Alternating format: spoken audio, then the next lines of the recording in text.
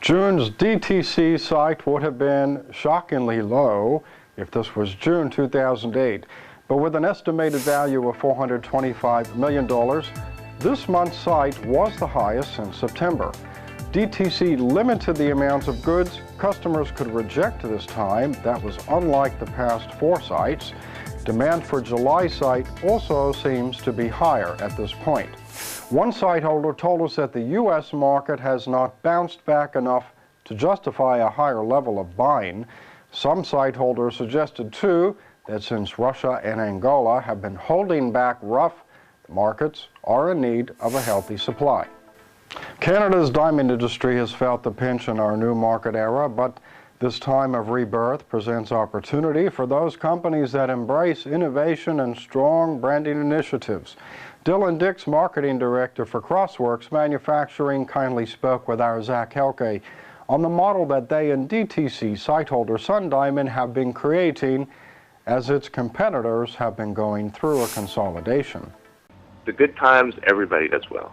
And I think during challenging times like this, you look at retailers, mining companies, and manufacturers, and it's really a time where it proves what your model's made of. So I think this is a time that gives a tremendous opportunity to all 3 of those layers to be more effective, more innovative, and grow potentially. So we're in a somewhat of a growth mode. So we're looking to expand our production in the Northwest Territories. We're opening the factory and taking on the full production of the Victor Diamond Mine, which will be about $70 million over 2 years, and really developing and expanding our market in both Canada, the United States, and then abroad. I don't think the negativity that we're seeing in a lot of the press surrounding the industry is entirely warranted. I think it is infinitely possible to be profitable up there and have a feasible industry. It perhaps is that you don't have the companies right now that maybe are strong enough. And I think people have also gone in, they have a lot of polishers. They almost have too many polishers for the amount of rough they're able to produce or to purchase. So we're very much a start, compact, small, keep it profitable, and then grow. We don't want to have a lot of polishers to start and try and grow into that manufacturing ability. So I think it's a slightly different model. The possibilities of the pedigree that you have with a Canadian diamond today, the questions about origin, the questions about manufacturing. You see toys and painted toys coming from China.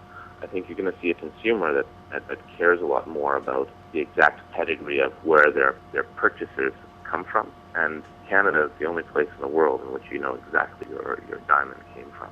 You talked about your model for growth. Has SunDiamond been able to hire any of the unemployed cutters and the newly unemployed cutters in Northwest Territories?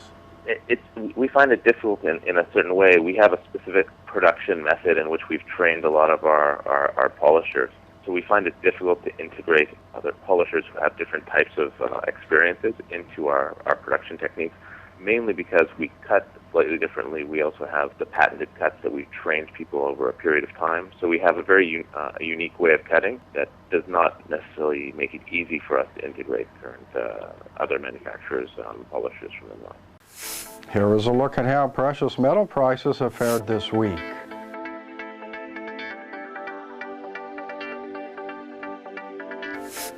For all the latest industry news, be sure to visit diamonds.net.